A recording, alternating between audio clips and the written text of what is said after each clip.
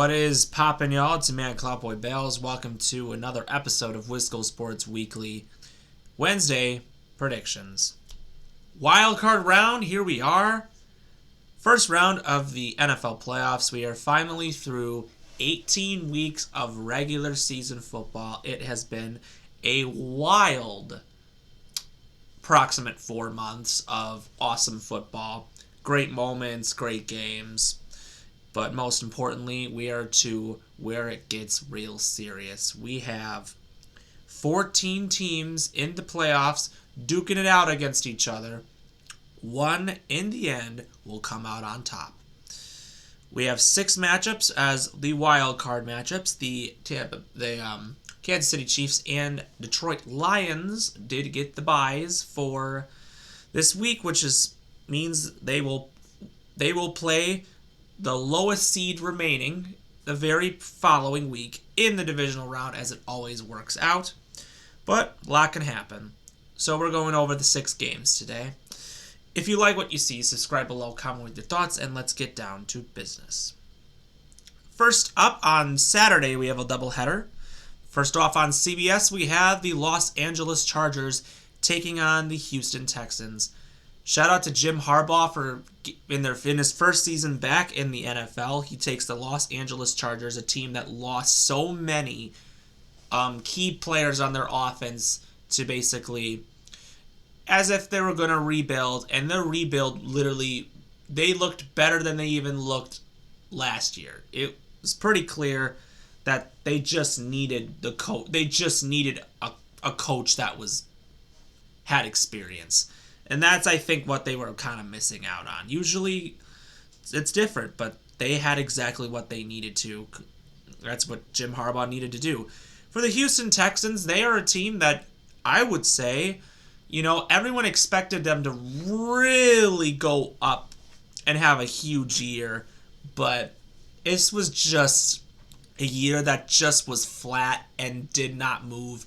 They didn't go low. They didn't go high. They just stayed there, doing what they do. But injuries happen. They literally lost Tank Dell and Stephon Diggs for the season. They have a good defense, but Houston's offense has just been very meh with CJ Stroud. It hasn't really been explosive like it was last year. And there's a lot to really have happened. But I think Houston's still trying to work out the quirks right now. Between the two, I'm going to go with the Chargers. Only because I feel like their offense has been a lot more explosive. Houston just really hasn't been able to get a good win in the recency. Their only good win was like the Buffalo Bills, but that was earlier in the season. They've been really mid as of lately, and it's just kind of not what you'd want to see.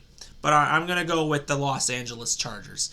Next up, the Pittsburgh Steelers taking on the Baltimore Ravens, Part 3. And, as much as I want to obviously give a full analysis on each game, the Pittsburgh Steelers are just one of those teams that, everyone thought was going to be bad. They were better than people thought. They ended up with a winning record. But when it actually came to playing the real teams in the last couple of weeks, like the Eagles, the Ravens, the Chiefs, they just looked flat out embarrassing. As I figured they would be. I just don't think, if Pittsburgh's on a 4-game losing streak right now, I just don't really see anything going well for Pittsburgh kind of going forward. So right now, I feel like I am going to go with the safe pick and go with the Baltimore Ravens to take down the Pittsburgh Steelers. Baltimore, it's just Lamar Jackson's having another stellar year, and it's just incredible to see. All right, triple header on Sunday. First off, we have, and by the way, the Pittsburgh-Baltimore game is on Prime Video for those who don't know. Next up, Sunday, January 12th, we have the Denver Broncos taking on the Buffalo Bills, that game on CBS. I think Denver is a lot better than people think. Everyone's like, it's Denver, they're a young team, they got a rookie at quarterback, they're good, but it's like, they have a great record and stuff, but are they really that good? I think they have a lot of momentum. I think that they're better than a lot of people think. I think Bo Nix was the quarterback that Sean Payton exactly needed for the offense that he wanted to run. Works out perfectly. But I think if they were playing another team, I'd actually pick Denver to get a win here.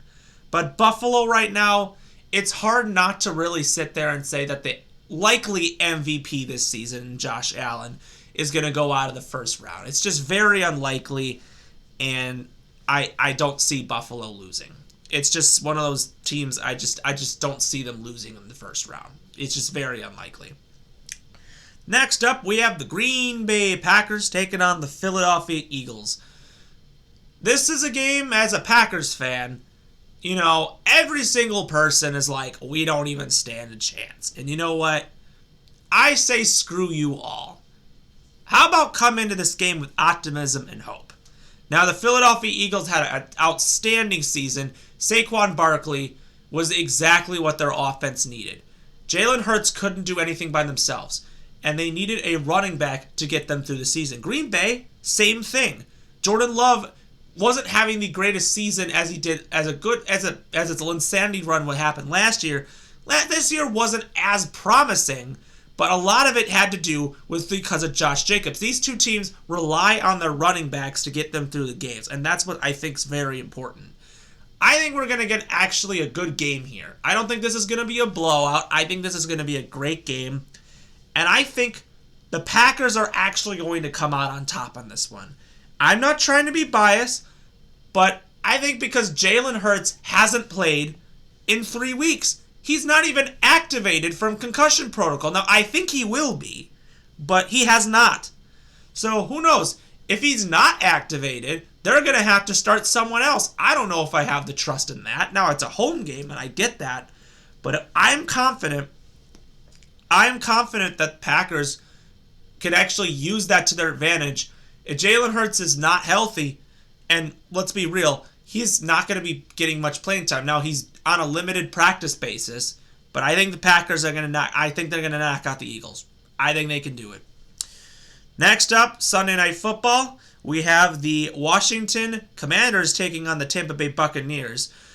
Just like the Green Bay Packers and Philadelphia Eagles, both those teams faced off week 1. Tampa Bay Buccaneers, I would say, kick the crap out of the Washington Commanders. However, Washington, this was Jaden Daniels' first game. And at the start, the Washington Commanders got out to a slow start, but as weeks went by, Jaden Daniels really got to get so comfortable to the point where he looks outstanding and easily should be Rookie of the Year. Now, between these two, a lot of people think Washington can pull out an upset.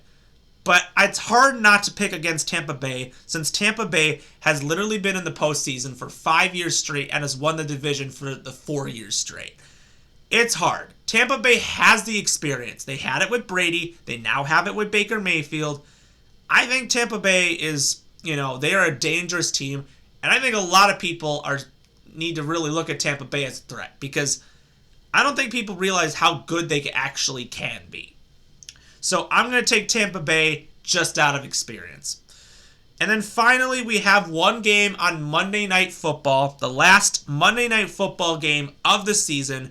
We have the Minnesota Vikings taking on the Los Angeles Rams.